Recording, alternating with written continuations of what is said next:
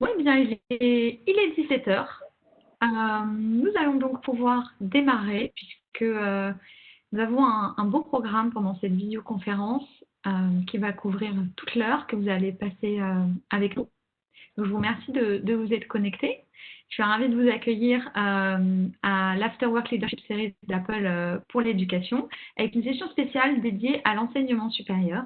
Et pour cette session particulière dédiée aux problématiques de l'enseignement supérieur, nous sommes ravis d'accueillir une institution avec laquelle nous travaillons depuis un certain nombre d'années, l'École nationale supérieure de chimie de Montpellier, qui va nous présenter son projet et plus particulièrement les actions qui ont été mises en œuvre pendant la crise du Covid pour assurer la continuité pédagogique auprès des étudiants. Donc, bienvenue à tous sur cette session. Quelques petites précisions techniques. Vous avez peut-être l'impression d'être tout seul face à votre écran, mais ce n'est absolument pas le cas. Simplement que votre caméra est désactivée pour préserver la bande passante de tout le monde et favoriser une expérience optimale et confortable pour tous. Et votre micro est coupé, c'est aussi normal pour ne pas qu'il y ait de bruit de fond qui perturbe notre intervenante. Vous ne pouvez pas non plus voir les autres participants pour préserver l'anonymat des personnes qui suivent cette visioconférence. Donc, je m'appelle Julie Poëge-Rousseau, je travaille dans l'équipe éducation d'Apple France et je suis accompagnée pour animer cette visioconférence de mon collègue Willy Dupont qui est en charge des relations avec l'enseignement supérieur sur la grande moitié sud de la France. Et Willy a des homologues qui couvrent le reste du territoire en France. Donc Nathalie Lassire pour l'Île-de-France, le Nord et l'Est, et Jean-Jacques Gillen pour le Grand Ouest. Donc vous êtes très nombreux à vous être inscrits à cette session. Nous en réjouissons. Cela démontre l'intérêt de l'enseignement supérieur pour les solutions digitales. Vous avez été environ 130 personnes inscrites qui est en train de vous connecter en ce moment pour nous rejoindre, représentant des institutions du supérieur assez variées, que ce soit des écoles de commerce, des écoles d'ingénieurs, le réseau des écoles de chimie, des IEP, des universités, bref, une grande variété de profils d'institutions qui peuvent tirer profit du témoignage de l'ENSCM. Je voulais vous préciser avant de laisser la parole à Madame Sorin, que cette session va être enregistrée pour être disponible ensuite en replay et pour des raisons de confidentialité, donc ni les noms, ni les voix, ni les caméras des participants du public qui écoutent cette session ne sont bien sûr enregistrés. Et notre détail technique, c'est que nous n'allons pas interrompre Madame Sorin pendant son intervention pour que ce soit le plus fluide et confortable pour elle. En revanche, pendant son intervention, vous pouvez poser des questions par écrit. Pour ce faire, dans l'outil WebEx, vous avez un petit module qui s'appelle Q&A, comme Question and Answers, donc questions-réponses, que vous pouvez activer. Donc, pour ça, il vous suffit de passer votre souris sur l'application WebEx, d'afficher le petit menu contextuel que vous voyez en bas, de cliquer sur les 3 petits points et ensuite sur Q&A et vous allez pouvoir poser vos questions.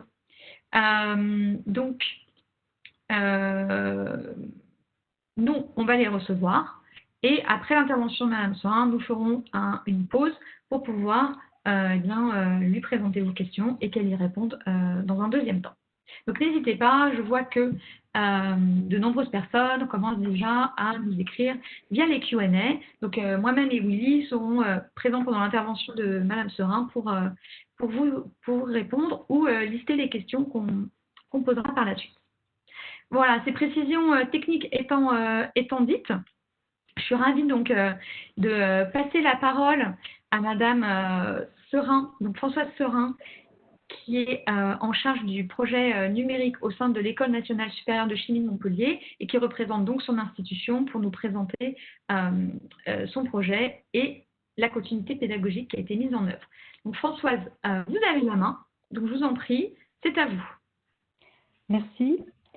Bonjour à tous. En tant que responsable de la transformation numérique à l'École nationale supérieure de chimie de Montpellier, Je vais vous présenter le projet numérique qui se développe dans l'établissement depuis le début de 2014 et qui répond à la question comment l'utilisation d'une tablette numérique peut contribuer et impacter l'ensemble de la formation de jeunes ingénieurs chimistes.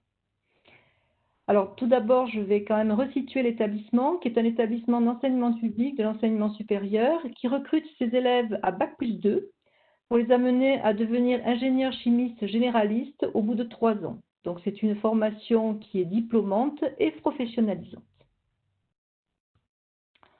Alors, pourquoi avons-nous développé un projet numérique tel que celui que je vais vous présenter? Tout simplement parce que nous avons, comme tout le monde, constaté que le monde dans lequel nous vivons change à très très grande vitesse, qu'il est en particulier, il modifie nos comportements grâce à l'avènement d'outils numériques nombreux, gratuits, avec des fonctionnalités avancées, qui modifient considérablement nos modes de vie. Nous sommes donc pris dans ce mouvement qui est un mouvement planétaire et en particulier les jeunes élèves qui intègrent notre école, bien entendu, sont aussi pris dans ce mouvement et arrivent et regagnent notre école avec des pratiques numériques qui sont souvent acquises dans leurs cycles antérieurs de formation et l'existence de ces pratiques numériques modifie aussi leur comportement vis-à-vis de l'information. Alors cette information, justement, elle est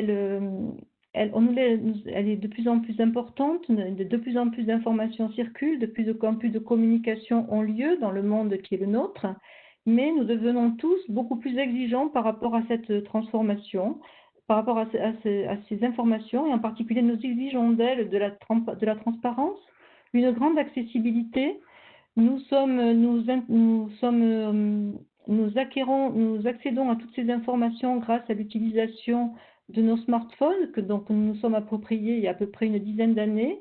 Nous avons en permanence toutes les informations dans notre poche grâce à l'utilisation des smartphones et nous avons de plus en plus besoin de liens les uns avec les autres, nous la partageons les uns avec les autres.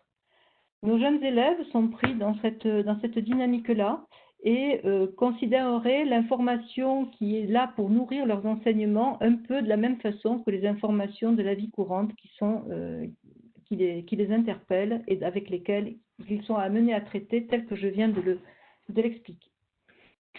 Alors, la formation à l'école était une formation qui est traditionnelle et qui était particulièrement efficace, avec, comme partout, le tableau noir, le papier, le crayon, les PowerPoints que l'on expliquait ou que l'on projetait aux élèves.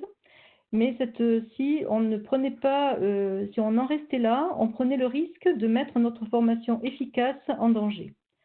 Tout simplement parce qu'on allait perdre le lien avec nos élèves. Et il était donc important de modifier la présentation de notre offre de formation et de faire évoluer nos méthodes d'enseignement de manière à introduire les moyens modernes dans les contenus scientifiques que nous avions cœur à diffuser auprès de nos élèves. Donc petit à petit, nous sommes passés d'une formation traditionnelle, efficace, très classique, à une formation où les outils numériques étaient introduits dans notre présentation de nos différents enseignements. Comment est né ce projet? Le projet que je vais vous présenter est articulé autour de l'utilisation de tablettes numériques pour l'enseignement. Ce projet, il a été bâti à partir d'une véritable démarche scientifique. Au début de 2013, des articles publiés dans Journal of Chemical Education ont montré qu'il existait toute une variété d'applications disponibles et sur l'Apple Store et sur le Google Store et auxquelles on pouvait s'adresser à travers des smartphones. Donc à partir de là, il nous est apparu important d'envisager l'utilisation d'un appareil mobile pour bâtir un nouveau projet numérique et l'introduire dans la formation dans l'école. De surcroît, au niveau des idées directrices de la formation dans notre école, celle-ci a été remodelée de manière à mettre l'élève au cœur de sa propre formation. L'idée étant de rendre les étudiants actifs, les élèves et les apprentis actifs, de les rendre responsables par rapport à la formation qu'ils vont acquérir à l'école de chimie, de les rendre autonomes par rapport à l'accès à ces informations, par rapport au traitement de ces informations, de manière à les rendre adaptables et mieux préparés à la vie professionnelle qui les attend. Donc à partir de là, qu'est-ce qui s'est passé? Ça fonctionne. Ah, pardon, excusez-moi, petit souci technique. Alors, à partir de là, nous avons réfléchi à comment introduire justement ces documents numériques et ces outils numériques dans la formation de nos élèves. Ce projet s'est articulé autour d'une tablette numérique. Une tablette numérique, pourquoi? Mais tout simplement parce que les tablettes numériques sont à la fois un objet qui peut être personnel et professionnel. C'est un objet nomade, rapide, facile à mettre en œuvre, autonome énergétiquement, multifonctionnel. On peut faire beaucoup de choses à partir d'une tablette numérique. Et quand on examine le coût de développement d'un tel projet, eh bien, le coût d'une tablette avec les applications utiles pour notre formation était très inférieur à celui d'un ordinateur personnel équipé des logiciels équivalents. Alors, qu'envisagions-nous de mettre sur ces tablettes numériques? Eh bien, ces tablettes numériques allaient être les supports de cours pour nos étudiants, tous les supports de cours, de travaux pratiques en particulier, puisque la chimie, c'est d'abord une science expérimentale, donc toutes les ressources d'enseignement allaient être concentrées sur ce support numérique. Nous allions, grâce à toute la souplesse d'une tablette numérique, accéder au développement de pédagogie beaucoup plus interactive, et également pouvoir mettre beaucoup plus d'énergie dans le travail collaboratif et les pédagogies par projet qui sont particulièrement efficaces pour préparer nos jeunes ingénieurs au monde de demain, au monde professionnel. Un objectif éloigné était le fait d'utiliser cette tablette numérique pour des examens que l'on voulait dématérialiser, mais ça c'était une perspective à beaucoup plus long terme. Et puis, nous avions montré que par l'étude bibliographique rapide, qu'il existait beaucoup d'applications, à la fois des applications générales et des applications spécifiques, l'ensemble de tout ça pouvant servir la formation qui était la nôtre. Et dans un premier temps, donc, nous avons adopté une méthode d'enseignement hybride, associant les méthodes traditionnelles et le passage progressif vers le développement de documents et d'outils numériques. Une tablette numérique, oui, mais laquelle? Alors, notre choix s'est porté sur l'iPad commercialisé par Apple, fabriqué et commercialisé par Apple. Pourquoi? Mais pas tout simplement par rapport à tout ce qu'offrait le marché. On avait affaire à du matériel qui était robuste et sécurisé. L'écran de ces iPads était un écran haute définition, donc c'est important, surtout quand on demande aux élèves de travailler longtemps face à leur écran. Nous avons l'Apple Store permet d'acquérir de nombreuses applications qui sont gratuites ou peu onéreuses. Nous nous sommes appuyés sur 40 ans d'expérience d'Apple Éducation en Californie, qui était pour nous quelque chose d'assez sécurisant. Et un élément qui a été extrêmement décisif pour nous était l'autonomie énergétique de ce type d'appareil. Quand on arrive avec son appareil chargé le matin à l'école, eh bien, même si on fait plusieurs captures vidéo dans la journée, on arrive à travailler toute une journée complète, assurer toute une journée complète de suivi de ces enseignements. Alors, comment avons-nous mis en œuvre ce projet? Ce projet, nous l'avons mis en œuvre à partir d'un socle technique solide qui s'appuie sur un Wi-Fi robuste et qui s'appuie sur des outils de management de flotte d'appareils qui s'appelle Mobile Device Management. Donc, comment est orchestré le projet à l'école de chimie de Montpellier? L'établissement achète un iPad pour chaque enseignant et pour chaque apprenant, élève ou apprenti, distribue au moyen justement de ce MDM des applications qu'elle acquiert au moyen du store dédié à l'éducation d'Apple.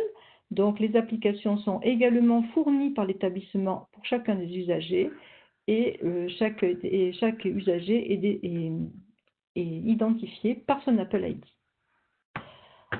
Alors, ce socle technique solide, on a pu le mettre en œuvre de manière efficace grâce à l'appui technique de notre DSI.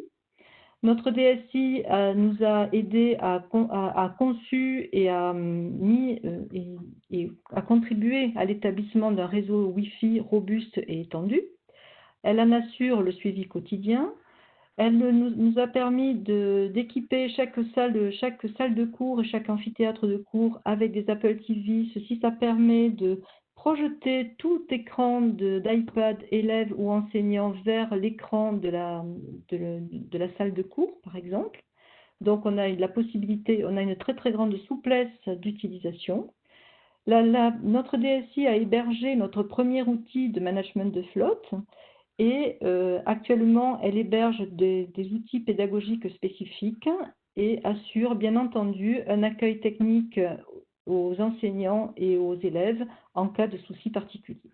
De plus, et de manière, ça c'est quelque chose de très original et de très important, qui a été extrêmement important pour nous pour le démarrage, sur ces serveurs, elle héberge des données que chaque usager, enseignant ou élève, peut sauvegarder sur un cloud interne. Toutes les datas sont hébergées à l'école de chimie.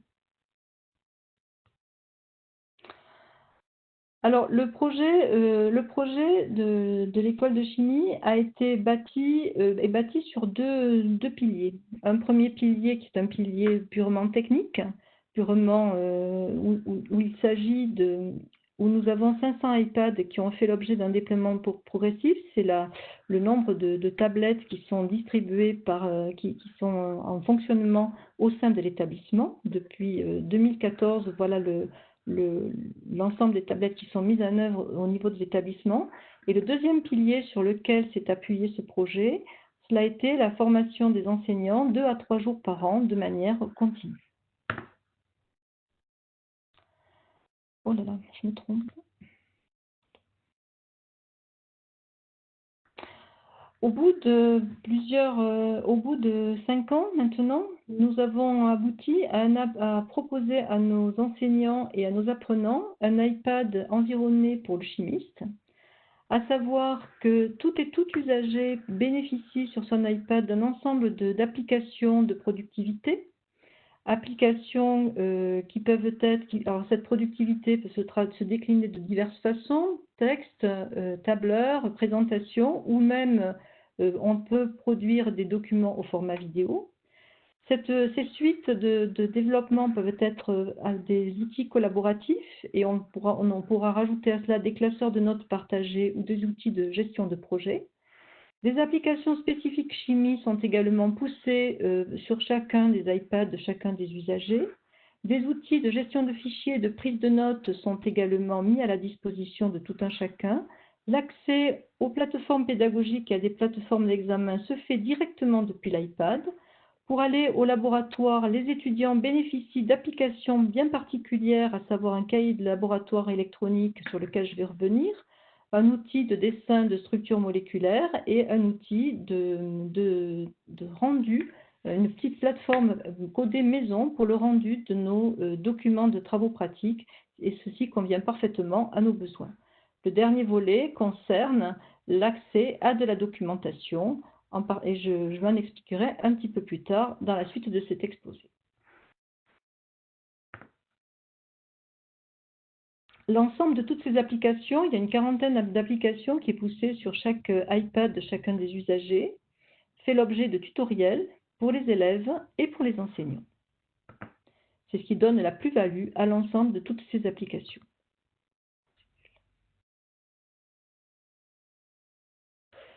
Alors, au niveau du démarrage de ce projet, il y a eu quelques idées forces que je vais vous présenter rapidement. Je ne vais pas faire un balayage exhaustif de l'ensemble de ce montage. Ce qui a été important pour nous, c'était de permettre à chacun des utilisateurs d'héberger des sauvegardes de ces données. Alors, au tout début, nous avons tiré parti de l'espace personnel qu'a offert notre DSI à chacun de nos utilisateurs. Et maintenant que nous avons des Apple ID gérés, chaque utilisateur bénéficie de 200 gigas d'espace de stockage dans les serveurs d'iCloud. Les 3 applications de base sur lesquelles j'insisterai et qui ont apporté de la cohérence au projet et qui lui ont permis de se développer comme cela a été le cas, la première, c'est l'application Explain Everything qui a permis de doter chaque utilisateur d'un tableau blanc, d'une application capable d'être un tableau blanc interactif qui nous amenait à faire des présentations interactives et surtout à sonoriser ces présentations en favorisant la possibilité d'un export vidéo. Chaque élève, s'il n'a pas compris un élément particulier du cours, peut revenir et se repasser la vidéo d'une séquence, d'un moment pédagogique important à l'intérieur d'un cours. La deuxième application qui est très importante, c'est l'application PDF Expert. Nous échangeons le format d'échange de nos documents avec nos élèves. C'est le format PDF, qui est un format standard. Donc, les étudiants reçoivent leurs documents au format PDF et sont capables de les annoter grâce à l'utilisation de PDF Expert. La prise de notes est ainsi facilitée. Et pour les enseignants, ceux-ci peuvent éventuellement corriger les rapports grâce à l'utilisation de cette application et apporter également des annotations vocales. La troisième application clé autour de laquelle nous avons bâti notre projet est l'application Documents qui permet de faire la gestion de l'ensemble de ces fichiers. Et cette application est également synchronisée avec les services du cloud.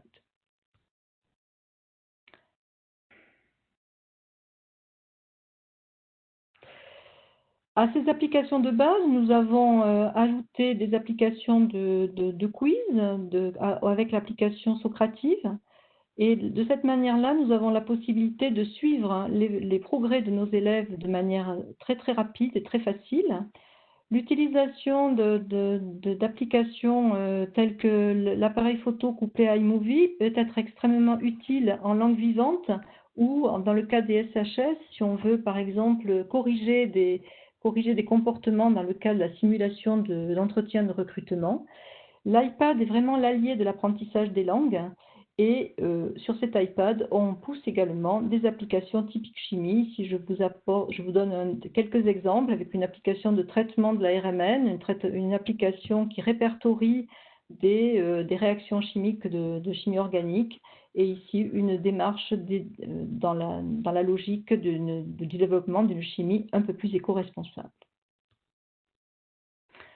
Le dernier volet sur lequel j'insisterai, toujours dans le cadre d'un développement cohérent de ce projet, je vous projette ici l'exemple d'un cartable numérique, par exemple, d'un enseignant.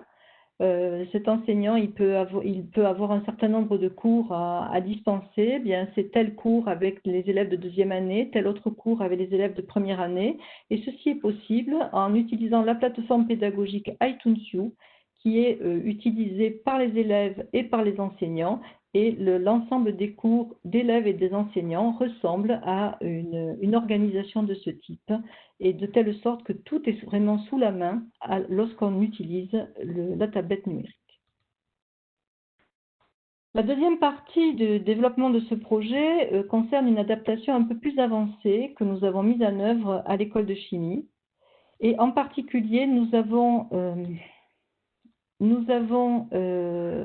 développé un outil maison, codé maison, qui est un outil de dépôt de travaux, qui est un outil particulièrement adapté au rendu de travaux pratiques qui sont extrêmement variés d'un service de travaux pratiques à l'autre, d'une équipe pédagogique à l'autre.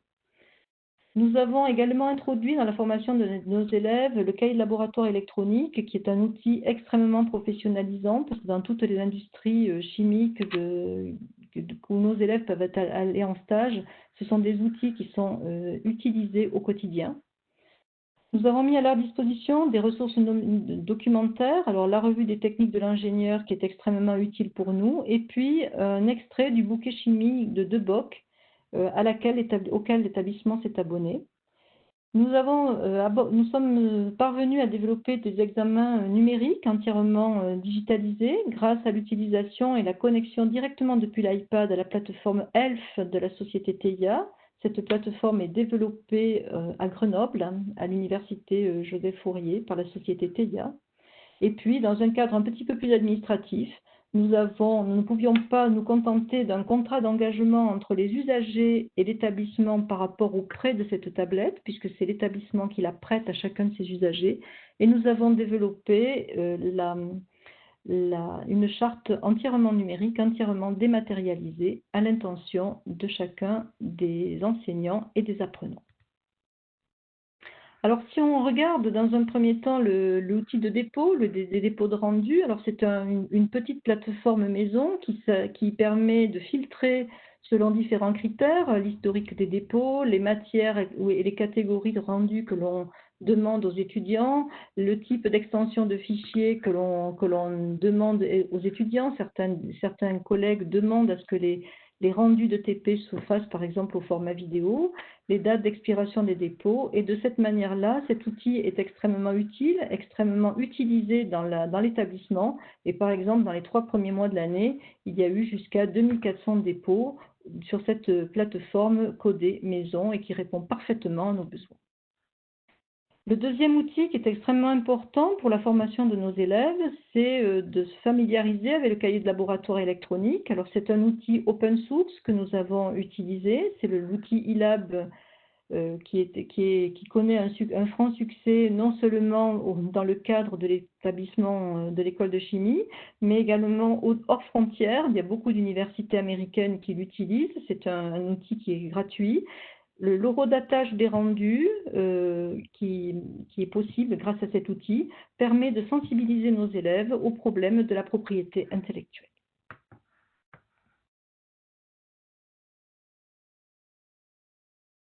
Les ressources documentaires, ça c'est un point fort du projet. C'est un point fort du projet depuis que l'établissement, c'est effectivement grâce à la Fédération d'identité numérique qui a été mis en place par notre DSI, qui a permis à l'établissement notre établissement est rattaché à cette Fédération d'identité numérique, et il a été très facile donc de nous connecter aux ouvrages de référence que propose la société DeBock. La société DeBock propose des ouvrages de référence tout à fait intéressants en matière de chimie. Là-dedans, nous avons sélectionné quelques titres clés dans tous les domaines de la chimie, de manière à solliciter les élèves pour qu'ils aillent voir. L'objectif étant qu'ils assiedent leurs connaissances de manière beaucoup plus solide en allant consulter des ressources documentaires complémentaires à leurs cours, que l'on facilite ainsi l'accès à une culture générale étendue dans plusieurs domaines de la chimie. Il ne s'agit pas de sortir avec un point fort et puis d'être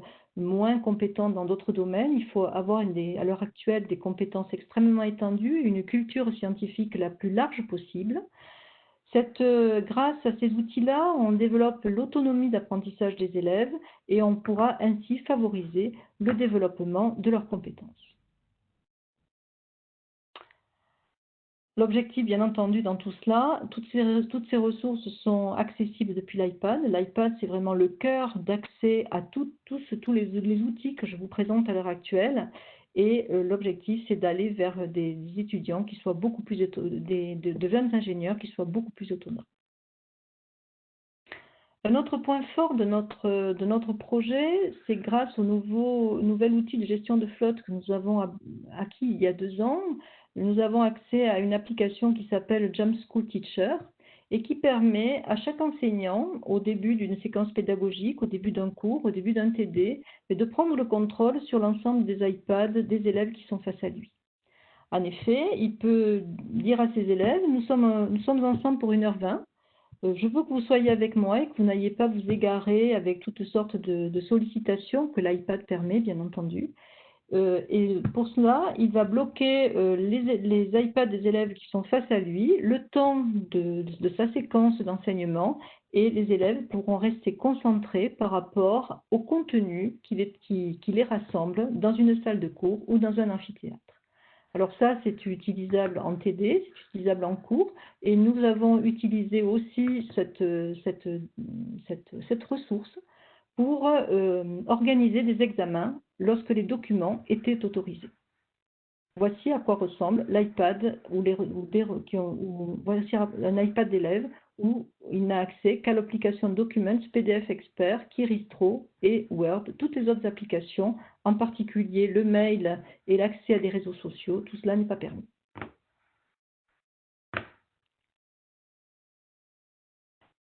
Un point fort au niveau du développement de ce projet qui nous a été extrêmement utile pendant la période de confinement, pendant la période où il a fallu assurer la continuité pédagogique, ça a été l'utilisation de la plateforme ELF développée par la société TEIA à Grenoble, qui est une plateforme à la fois de formation et d'examen. C'est à la fois une plateforme classique de formation où il y a tous les utilitaires classiques d'une plateforme LMS, mais c'est surtout une plateforme robuste d'examen. Différents types de questions peuvent être posées, les questions peuvent être organisées de manière extrêmement variée, de manière à pouvoir interroger nos élèves comme on le ressent, comme on le juge pertinent lorsque nous envisageons nos examens entièrement dématérialisés.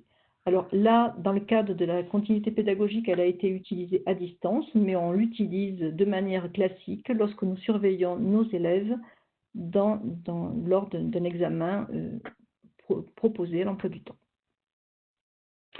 Étant donné que nous poussons une quarantaine d'applications sur chacun des iPads, de manière à ce que les élèves ne soient pas perdus dans l'ensemble de ces outils et ne soient pas déroutés, eh bien, en fonction du type de travaux, du type d'activités pédagogiques auxquelles ils sont confrontés, nous les guidons.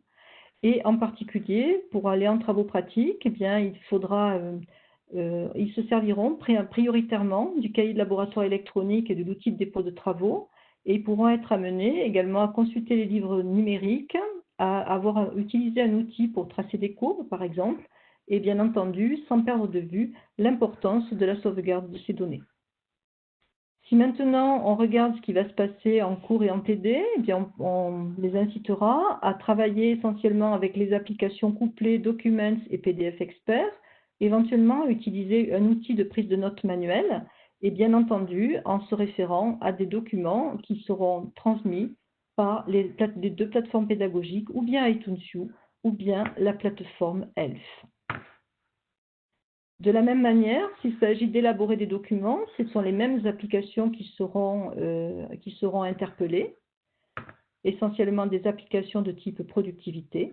Dans certains cas, l'application iMovie pourra être sollicitée en fonction des exigences de l'enseignant par rapport au rendu qu'il attend de ses élèves. Nous insistons beaucoup sur le travail personnel que l'on veut que nos élèves fassent à l'école de chimie parce que c'est extrêmement formateur. À ces applications très classiques de productivité, eh bien, on ajoutera en particulier des applications type carte mentale, des classeurs de notes ou bien un outil, une application telle que Quizlet qui permet de faire des quiz d'auto-évaluation. De même, pour du travail collaboratif, eh bien, on insistera peut-être sur des applications de type vidéo avec deux outils, Quick ou iMovie. On leur mettra à disposition un outil de visioconférence. On insistera sur des outils tels que la gestion de projet. Il faut qu'ils se familiarisent avec ce type d'outils. Et peut-être que dans le cas de travail collaboratif, l'utilisation entre eux du tableau blanc interactif apportera une plus-value. Donc on les aide un petit peu à faire le tri dans cet ensemble d'applications de manière à utiliser les bonnes applications pour les bonnes activités. Donc, toute la formation dans l'établissement est impactée par les usages de l'iPad. Comme je vous l'ai dit tout à l'heure, là, c'est un aspect un tout petit peu plus administratif qui est interpellé. Nous avons, en relation avec l'équipe projet qui est à mes côtés pour développer ce projet numérique de l'établissement, nous avons mis en œuvre la réalisation du contrat de prêt au stade numérique. Et en particulier, nous sommes dans une démarche purement éco-responsable, zéro papier. Alors c'était déjà zéro papier pour tout ce qui était cours, hein. Il n'y a plus un seul poli au format papier qui est distribué aux élèves. Et actuellement, même le contrat de prêt pour la charte numérique, le contrat d'engagement de l'usager vis-à-vis de l'établissement est donné au format numérique. Comment prendre en main ces iPads quand on est nouvel arrivé, nouvel élève, nouvel apprenti à l'école de chimie? eh bien, chaque élève, chaque apprenant peut suivre 3 séances de travaux dirigés, l'initiation aux iPads, pour la prise en main de cet outil, pour s'initier aux différentes applications et à ce qu'elles sont capables de faire, être capable d'aller sur des plateformes pédagogiques, aller déposer des documents, aller chercher des documents, et on leur donne, à l'issue de ces 3 séances de TD, quelques prérequis pour utiliser l'iPad. Pour valider leur activité, on leur demande un certain nombre de travaux qui aboutissent à la délivrance ou pas d'un passeport numérique. Rassurez-vous, même si on n'a pas satisfait à toutes les conditions, on continue sa scolarité à l'école de chimie, bien entendu. Qu'en est-il maintenant de la formation des enseignants ? Les enseignants, donc, comme je l'ai dit tout à l'heure, suivent une formation régulière, 2 à 3 jours par an, sur l'utilisation des iPads, sur l'utilisation des nouveaux outils, parce que les outils évoluent extrêmement vite, et l'objectif étant d'aller vers des pédagogies interactives. Ça, c'est un premier volet au niveau de la formation que suivent les enseignants. Le deuxième volet concerne de l'auto-formation que nous faisons entre nous, et vers laquelle, et actuellement, ce qui nous préoccupe beaucoup, c'est d'aller vers du présentiel actif. Pour cela, cette auto-formation, nous l'organisons au travers de 2 outils que nous avons mis en place, des petites réunions baptisées Innov Tablet, on en organise 4 à 5 par an, 6 les meilleures années. Et puis là, nous avons créé également un blog interne qui s'appelle Ma tablette et moi, et dans ces deux outils de communication entre nous et d'auto-formation entre nous, eh bien, il y a des articles qui concernent les outils, des activités qui concernent les outils, et puis on réfléchit également à il y a toute une veille qui est établie autour de l'approche programme, autour de l'approche compétence. Il y a tout un travail qui est fait par l'équipe numérique et pédagogie qui soutient le développement de ce projet. Le dernier volet de mon exposé, avant de refaire un bilan sur l'ensemble du projet, est la question de la continuité pédagogique à laquelle tous les établissements ont été confrontés et à lesquels, bien sûr, que l'école de chimie n'a pas échappé à la difficulté que nous avons connue à partir de la moitié du mois de mars. Bon, cette crise sanitaire, elle a été soudaine, elle a été brutale, elle a été violente. D'un point de vue de la formation, les enseignements ont été fortement impactés, en particulier tous les enseignements du second semestre, et bien entendu, les évaluations du second semestre aussi ont été impactées par la fermeture de l'établissement en particulier. Donc l'impact était très fort en première année pour les apprentis et pour les étudiants. Il était très fort en deuxième année apprentis. Il était un peu plus modéré en deuxième année pour les étudiants parce que l'essentiel du semestre avait eu lieu avant la mi-mars. Ils étaient en fin de semestre, ils étaient presque prêts à partir en stage. Alors nos étudiants ont été confinés chez eux, ils nous ont envoyé quelques photos et voilà les postes de travail des étudiants confinés que l'on voit suivre ici un cours de spectroscopie et ici on voit un étudiant qui suit un de ces enseignements directement sur son iPad. Alors, comment nous y sommes-nous pris? Eh bien, nous avons utilisé un appareil, il y a eu donc 2 aspects qui ont été impactés, l'aspect cours. Concernant l'aspect cours, les cours et les TD qui avaient lieu en présentiel, mais grâce à un outil de visioconférence, nous les avons réalisés en distanciel, là où cela posait quand même là où c'était beaucoup plus problématique, c'était en particulier lorsqu'il s'est agi d'animer des séances de TD. Alors, au tout début, ça a été un petit peu copier-coller grâce à l'outil de visioconférence, mais très rapidement, en utilisant tous les outils que nous avions préalablement, c'est-à-dire des outils de quiz, c'est-à-dire la mise en valeur de la plateforme ELF, à la fois pour donner des ressources complémentaires, pour demander des travaux que l'on déposait, pour donner des questionnaires d'auto-formation, pour essayer de soutenir l'ensemble des messages pédagogiques qu'il fallait que l'on fasse passer à nos étudiants. La plateforme ELF a joué un rôle extrêmement important dans ce cas-là. Et le troisième élément qui a été extrêmement utile par rapport à ces séquences pédagogiques, qu'il fallait rendre plus interactives à distance parce qu'on ne contrôle absolument pas ce qui se passait de l'autre côté de l'ordinateur, c'est-à-dire bien loin de là où se trouvait l'enseignant. On branche son iPad directement sur son ordinateur et l'enseignant, avec un stylo, peut directement, grâce à l'application Explain Everything, utiliser l'écran de son iPad et il se retrouve comme au tableau. Et c'est quand même assez confortable pour un enseignant de pouvoir expliquer un exercice et c'est très très utile pour les travaux dirigés en particulier. Dans ces conditions-là, tous les enseignements prévus à l'emploi du temps ont été faits, en dehors des TP bien entendu. Donc ça représente en gros 493 cours et TD. Concernant les évaluations, toutes les évaluations prévues également ont eu lieu, en particulier pour les élèves de deuxième année étudiants et apprentis, pour les élèves de première année étudiants et apprentis. Cela représente 69 épreuves et cela a été réalisé grâce à la plateforme ELF, qui est une plateforme d'examen particulièrement robuste, mais particulièrement souple d'utilisation. Alors, comment comment a-t-on pu réussir aussi vite et aussi facilement cette continuité pédagogique? Cette réussite repose sur le projet numérique de l'ENSCM, sur la multipolarité de ce projet numérique. Tous les enseignants et tous les étudiants et tous les apprentis et tous les élèves possèdent une agilité numérique qui est fortement entraînée. Chaque étudiant, chaque élève et chaque apprenti, de même que chaque enseignant sont équipés d'un iPad, c'est un équipement one-to-one, et ça c'est quelque chose d'extrêmement important par rapport à la facilité de mise en œuvre de cette continuité pédagogique. Et d'autre part, quelque part, ce projet gomme les inégalités, peut corriger un petit peu les inégalités sociales entre les étudiants, puisque tout le monde est équipé exactement de la même manière. Et je tiens à préciser que les enseignants sont équipés exactement comme les apprenants.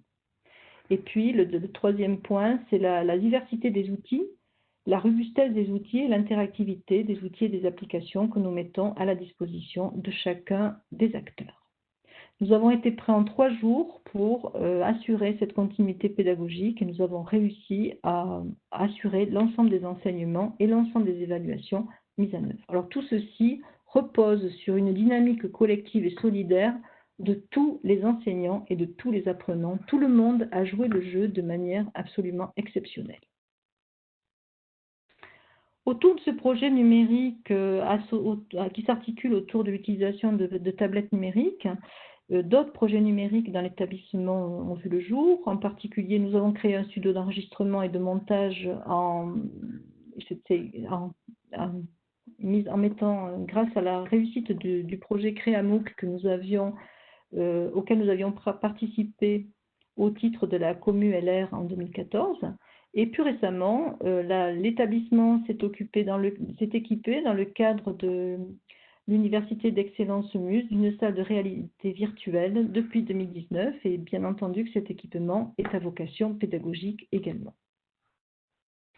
Au niveau de ce projet, nous l'avons partagé avec des collègues et il a été inspirant pour plusieurs établissements, en particulier le CPM de Strasbourg avec qui on avait beaucoup discuté et qui a développé un projet inspiré du nôtre mais qui correspond parfaitement à l'identité mais qui a été développé en relation étroite avec l'identité propre de cette école, bien entendu.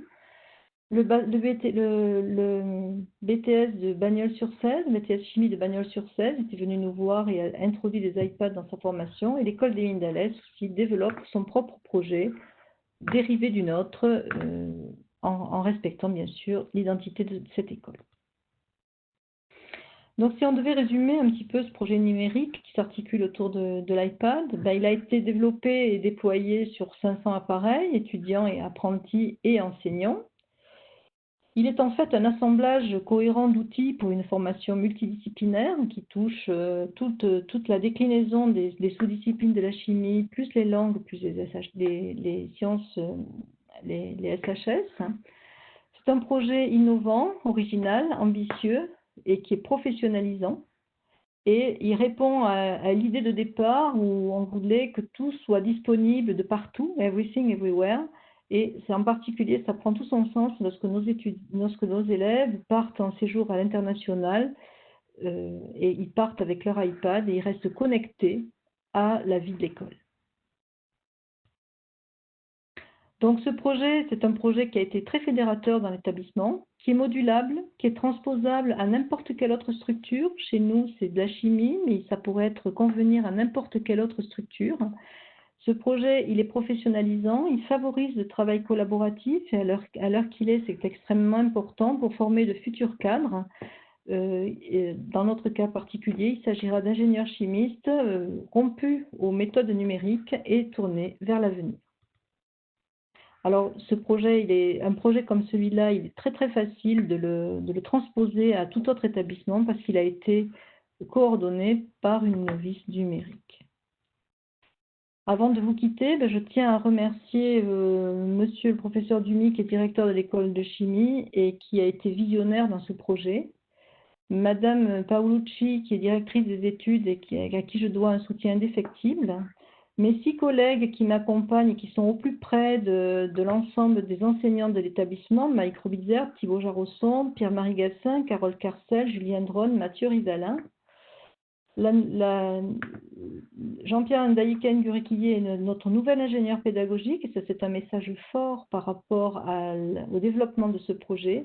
Et nous avons eu la chance d'avoir un moniteur très, très bien intentionné vis-à-vis de l'établissement qui a mis toute sa passion de développeur pour nous aider à développer les outils maison.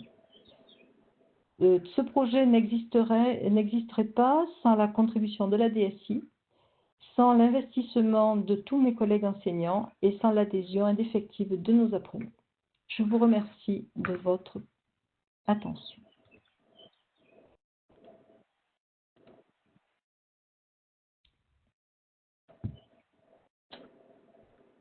Alors, je vais reprendre la main. Merci infiniment, Madame Charan-Spiro, pour ce témoignage extrêmement inspirant et intéressant. Alors, pendant l'intervention, je voyais des questions arriver et il y a énormément de questions que j'ai essayé de regrouper par grandes thématiques. On s'y attendait un petit peu par rapport au nombre de participants et je vois qu'il y en a d'autres qui sont en train d'arriver. Des questions d'ordre général sur les travaux pratiques, sur du matériel complémentaire, sur la culture numérique des étudiants, sur les examens, sur des logiciels spécifiques en chimie. Je vais essayer de vous poser ces questions-là pour y répondre en espérant qu'on aura assez de temps pour pouvoir couvrir un maximum de questions-réponses. Alors peut-être la première question qui est arrivée, combien d'étudiants et d'enseignants sont concernés chaque année? Ça, je crois que la réponse a été donnée dans le chat. Par contre, il y a une question complémentaire. Quel est le volume d'enseignement réalisé avec les outils numériques par rapport à un enseignement traditionnel? Quelle est la part du numérique dans vos enseignements de manière générale? Actuellement, le numérique a pénétré dans tous les enseignements. Je ne connais pas de collègues qui n'utilisent pas l'iPad pour ses enseignements. Tous les collègues utilisent l'iPad pour leurs enseignements et toutes les séquences d'enseignement utilisent l'iPad. En complément parfois de d'autres outils, mais l'iPad pénètre dans tous les enseignements qui sont dispensés à l'école. Alors, une deuxième question, quel est le niveau d'adhésion obtenu à ce jour par les enseignants et les élèves? Et quels ont été les principaux freins que vous avez pu rencontrer lors du démarrage du projet il y a quelques années en arrière? Alors, au niveau de l'adhésion, au tout début, ça a été une adhésion très très forte. Après, évidemment, l'adhésion a baissé. Et actuellement, même les moins convaincus s'y sont tous mis. Et je pense que si on disait à quelques collègues que ce soit demain, on te retire ton iPad, là, je pense que ça ne se passerait pas bien. Tous les collègues ont adopté l'iPad et tous les collègues se servent de l'iPad. Il n'y a pas un seul collègue qui ne s'en serve pas. Au niveau des élèves, alors là, c'est l'enthousiasme. Je ne parle pas d'adhésion, je parlerai d'enthousiasme. Et au début, ils sont surpris. Pourquoi on nous donne une tablette numérique? Enfin, ils sont de moins en moins surpris. Les premières générations ont été surpris. Mais par contre, actuellement, ils sont de moins en moins surpris et ils apprécient d'avoir cet outil numérique avec lequel ils sont un peu perdus, mais ils sont perdus l'espace de 3 semaines, pas plus. Après, ils ont adopté l'iPad et ils s'en servent pour leurs cours, ils s'en servent pour leur vie, ils s'en servent pour leur vie associative, et la vie associative est quelque chose d'extrêmement important à l'école de chimie. Ils apprennent le management de projet, je dirais factuellement, en gérant leurs projets associés à leur vie de jeunes étudiants. Alors ensuite, une autre question, alors c'est une thématique plutôt, c'est concernant la sécurité en travaux pratiques, parce que j'ai eu plein de questions là-dessus, formulées à peu près de la même façon. Est-ce que vous utilisez d'abord des équipements contre les solvants organiques, les ambiances chimiques agressives en TP? Et est-ce que le fait d'utiliser les iPads dans des salles de TP a parfois posé des problèmes de sécurité? Toujours pareil, quelle est la sécurisation de la tablette?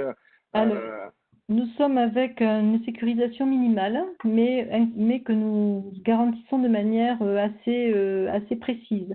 Nous enveloppons nos iPads dans un sac type sac de congélation. Le côté tactile de l'iPad est maintenu et on change assez régulièrement ces protections très très rudimentaires et disponibles dans les commerces du grand public. Et ça suffit largement pour… alors évidemment, on fait attention d'éviter de mettre un iPad sur une paillasse mouillée, etc. Nous avons en particulier, je vais vous donner l'exemple de la chimie organique, par exemple, qui est vraiment très impactée par ce type pour ce type de commentaires. Nous avons séparé les paillasses sèches de chimie organique avec une partie dédiée à tout ce qui est écriture, rédaction, etc. Et c'est là que se manipule l'iPad. Et puis après, des parties où il y a davantage de solvants et davantage de liquides qui peuvent être manipulés. On a partitionné ces paillasses en deux secteurs bien définis. Si bien qu'il n'y a pas de problème particulier. Et la première protection, c'est un sac plastique type sac de congélation que l'on change très régulièrement pour des raisons d'hygiène. Ok, super, merci beaucoup. Une autre question là, concernant plutôt le matériel. Est-ce que vous fournissez des claviers Bluetooth avec les iPads et de la même façon, est-ce que vous fournissez des pencils pour permettre aux élèves de dessiner, ou si ce n'est pas le cas, quelle est votre stratégie par rapport à ces deux périphériques complémentaires? Alors, nous ne fournissons pas de clavier Bluetooth associé aux iPads. Il y a quelques élèves à l'issue du premier semestre qui me disent « Madame, moi je ne peux pas travailler avec le clavier tactile, je vais me faire offrir à Noël un clavier Bluetooth ». Ils sont très rares et ils sont de plus en plus rares. Et concernant les pencils, les écrans des iPads sont compatibles avec des pencils uniquement depuis la rentrée 2018.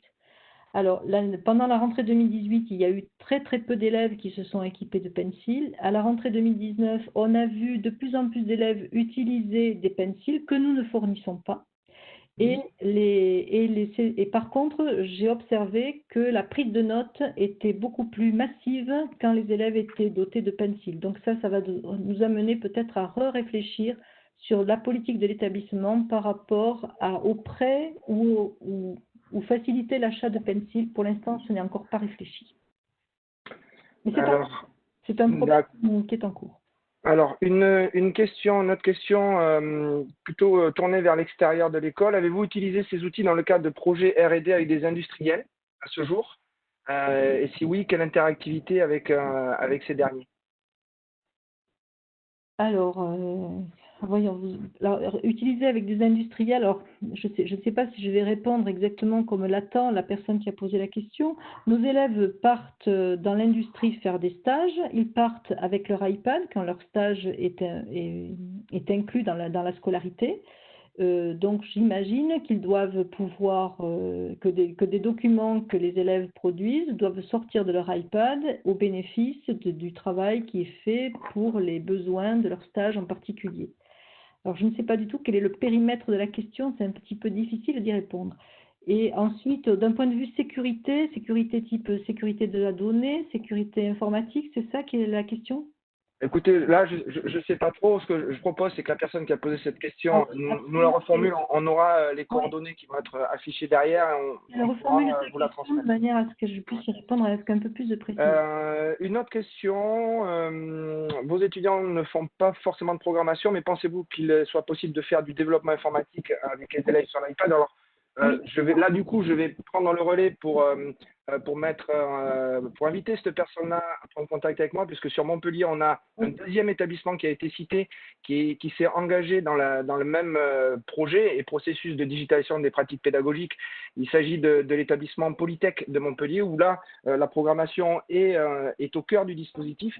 Et je ne vais pas répondre à la place des responsables de projet, mais oui, effectivement, on peut commencer à travailler la programmation, les grandes bases de programmation sur iPad, pour pouvoir après les poursuivre sur des outils plus traditionnels, que ce soit les Mac ou les PC. Alors, on a d'autres questions qui continuent d'arriver. Je regarde l'heure et on va essayer de les balayer. Vous faites passer les examens sur iPad. Oui. Avez-vous déjà été témoin de cas de triche? Si c'est le cas, comment vous l'avez géré? Alors, Je pense que c'est une question importante. c'est une question importante. Alors, il y a examen à distance et il y a examen dématérialisé. Examen dématérialisé, il n'y a pas de problème particulier parce que les examens sont surveillés comme si c'était des examens sur copie. Voilà. Il existe sur la plateforme ELF, pour certains formats de questions, un système dit système anti-triche qui fait que l'iPad de l'élève est plein écran et dès l'instant où il cherche à sortir du plein écran, eh bien, c'est noté, l'enseignant qui surveille voit que l'étudiant cherche à sortir de la page de son examen, du périmètre de son examen. D'accord. Là, on va le voir, etc. et on intervient. Quand il s'agit d'examens à distance, alors là, effectivement, on n'est jamais à l'abri de soucis particuliers associés à la communication interétudiante qui est infiniment plus sophistiquée qu'on ne l'imaginerait, réseaux sociaux, téléphones et autres. Et là, effectivement, c'est un problème qui est beaucoup plus large que celui des examens à l'école de chimie. Alors encore une autre question d'ordre pédagogique. L'approche numérique a-t-elle imposé un changement ou une adaptation dans le contenu propre des cours? Alors, la réponse est oui. Enfin, il y a contenu et puis il y a présentation des contenus. Présentation des contenus, c'est sûr que la réponse est oui, parce qu'on ne présente pas du tout les mêmes choses avec l'iPad que si on présentait ne serait-ce qu'avec un PowerPoint. On ne le présente pas de la même manière. Au niveau des contenus, les contenus de base, les contenus que nous considérons comme clés, ils sont toujours, que ce soit sur les anciennes méthodes de présentation ou sur les méthodes de présentation avec l'iPad. Ça ne change pas et on est extrêmement vigilant à ce que la qualité de la formation, à ce que l'on considère ce qui est incontournable d'un point de vue pédagogique et d'un point de vue formation soit maintenu. Après, au niveau de la présentation de cette information-là, l'iPad permet d'avoir des présentations qui sont un peu plus modernes, un peu plus séductrices. On peut avoir on peut associer des quiz, on peut associer tout un tas d'activités autour de l'iPad qui font que les élèves adhèrent aussi plus facilement à un enseignement présenté de manière un peu moins rigide, un peu moins traditionnelle. L'iPad donne la possibilité justement de familiariser, de faire que les étudiants soient un peu plus séduits par le contenu de la formation qu'avec une présentation plus classique. Alors, toujours pareil sur le volet pédagogique, il y a beaucoup de questions d'ordre pédagogique. Attendez. Les enseignants ont-ils dû faire des concessions sur leur pédagogie? Si oui, lesquelles? Des concessions. Et alors, qu'est-ce qu'on entend par concession sur leur pédagogie? Peut-être on peut être amené à choisir d'insister sur tel ou tel point. Mais ça, c'est quelque chose qui est indépendant du fait qu'on ait mis des iPads. Il y a certaines périodes où on se dit ça, je le présentais, mais je ne peux plus le présenter parce que ça d'abord, ça a moins d'intérêt. Et je fais le choix de présenter autre chose. Alors ça peut être ça, les concessions d'ordre pédagogique, faire des choix sur ces contenus. Après, le fait d'utiliser des outils numériques n'oblige pas à faire nécessairement des coupes au niveau de ces contenus. Ça n'est pas là pour diminuer le volume d'informations et diminuer le volume d'informations intéressantes. Si l'information a de l'intérêt, ce n'est pas l'iPad qui est un frein pour la diffuser, ce n'est pas l'iPad qui est un frein pour la transmettre ou la faire construire. Il reste encore beaucoup de questions à traiter, mais on me dit que dans mon oreillette, j'ai à peu près 1 minute pour essayer de boucler les dernières questions. Sur la réussite des élèves, sur l'amélioration des compétences, ce projet numérique a-t-il eu un impact positif ou négatif sur les résultats des élèves? Alors, ce projet numérique, il a eu un impact positif sur la formation et sur le développement scientifique au niveau de nos élèves, parce qu'ils ont la possibilité d'aller chercher de l'information, ils se sentent beaucoup plus acteurs dans leur formation qu'avant, où ils étaient davantage récepteurs de messages donnés par nous tous, les enseignants, qui étions des transmetteurs d'informations. L'utilisation de l'iPad les intéresse et ils sentent que l'école est dans une dynamique de modernité, et ça, c'est quelque chose d'extrêmement important. Ils se sentent très accompagnés. Et de l'instant de l'innovation, ils se sentent très accompagnés. Merci. Alors, une dernière question, et puis après les autres, je pense qu'on pourra les traiter de manière individuelle à travers des échanges de mails qui pourront s'enchaîner à l'issue de cette présentation. Une question, alors, comment est gérée la maintenance des iPads pendant la scolarité? On y a répondu dans votre présentation avec le support de la DSI. Par contre, cette question amène une deuxième question qui est: que deviennent les iPads dès la fin de la scolarité des étudiants? Alors, à la fin de la scolarité des étudiants, donc c'est la fin du contrat de prêt. Ce contrat de prêt, deux solutions. Soit on rend l'iPad, mais on ne le rend que s'il est en parfait état, c'est-à-dire s'il peut être reprêté à un autre usager, à un étudiant par exemple qui vient de l'étranger pour un séjour d'études de 6 mois ou d'1 an. On peut lui reprêter, cet iPad s'il est en parfait état de marche, bien entendu. Donc ça, c'est un premier point. Ou bien, il a la possibilité également de le racheter. Et les étudiants demandent à racheter leur propre iPad qu'ils connaissent, avec lequel ils ont vécu pendant 2 ans et demi, 3 ans. Ils rachètent à un prix très très modique leur iPad et on les désenrôle et leur iPad leur appartient et ils continuent à vivre avec leur propre device. Écoutez, merci beaucoup pour toutes ces réponses un peu en mode turbo. Je m'en excuse auprès des participants. On n'a pas pu dérouler toutes les autres questions. Il y a encore des questions sur la culture numérique des étudiants, sur un logiciel de spécialisé en génie chimie, Aspen Isis, qui peut-être fonctionne ou pas sur tablette. En tout cas, on garde ces questions-là. On reviendra vers vous et puis de toute façon, on va afficher les coordonnées des différents intervenants, de manière à pouvoir poursuivre cette discussion, mais on ne va pas trop traîner pour ne pas retarder tout le monde. Alors, c'est la première fois qu'on organise ce type d'événement pour l'enseignement supérieur. On avait 130 institutions qui étaient inscrites. Pour le coup, vous allez avoir dans votre interface WebEx, sur la partie droite en bas, un petit onglet marqué polling, questionnaire. Ça prend 3 minutes, il y a 4 questions. On vous demande de bien vouloir nous faire un petit retour sur cette intervention-là pour qu'on puisse s'améliorer à l'avenir et essayer de répondre au mieux à vos préoccupations dans l'enseignement supérieur, et puis vous proposer à l'avenir des sessions qui regroupent tout ça. Autre élément important qu'on souhaitait vous donner, porter à votre connaissance, c'est qu'aujourd'hui en France, vous avez 3 revendeurs agréés éducation. Certains d'entre vous ont été invités par eux. Si vous voulez poursuivre la discussion, vous pouvez bien évidemment vous adresser à ces partenaires Agré Éducation, comme vous pouvez vous adresser à vos référents Apple régionaux. Donc Nathalie Lassière sur la partie Île-de-France, nord et est, nord-est de la France, Jean-Jacques Gillen sur la partie Grand Ouest et pour ma part sur toute la partie Grand Sud du territoire. Que vous dire de plus? Vous avez mes coordonnées, vous avez les coordonnées de Françoise Spiro à l'école de chimie. Et puis un petit focus pour celles et ceux qui ont un profil plus technique. Régulièrement, tout au long de l'année, nous organisons des tech séries. Ce sont des sessions soit en présentiel, soit en visio. Effectivement, en ce moment, c'est plutôt en visio sur des sessions techniques, sur comment on manage une flotte d'iPad ou de Mac dans l'éducation, comment on met en place un système MDM dont Françoise sera à parler, comment on distribue, on déploie des applications de manière automatique à partir d'un simple navigateur web. Vous aurez toutes les réponses lors de cette Tech-Series. Envoyez un email à cette adresse-là pour être systématiquement informé de ces événements. Je pense qu'on arrive à la fin de cette présentation. Je souhaitais vraiment remercier infiniment Françoise de Serin-Spiro qui nous a fait un très très beau retour de son expérience.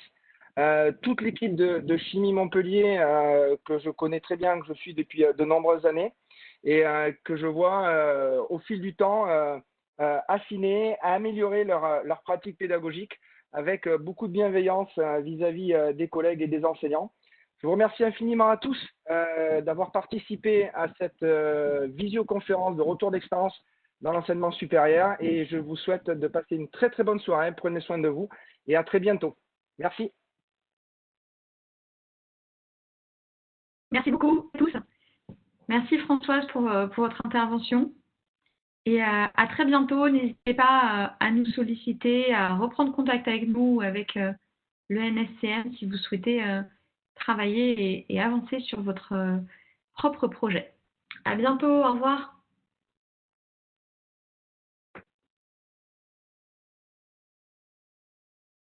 Je vais laisser la session ouverte pour permettre aux dernières personnes qui sont en train de répondre au sondage de le faire.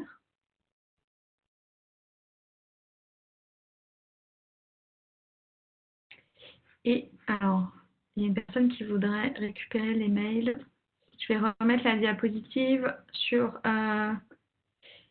les mails de contact. Pour les personnes qui sont encore connectées, vous allez tous recevoir un email de suivi où vous aurez les informations. Donc, vous pouvez faire une copie d'écran et vous les recevrez par email.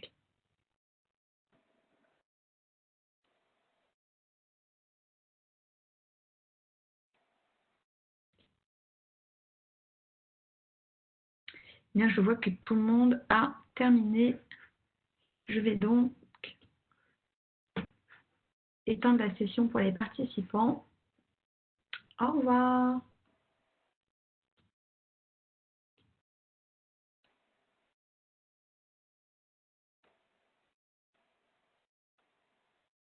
Et voilà, ça y est. Good.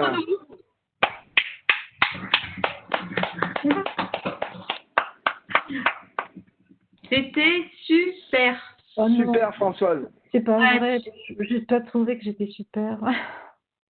Je me Si. suis un peu trompée avec mon histoire de loupe là. Je me suis trompée pour cocher là à gauche à 2 ou 3 reprises. C'est pas bien. Enfin, bref.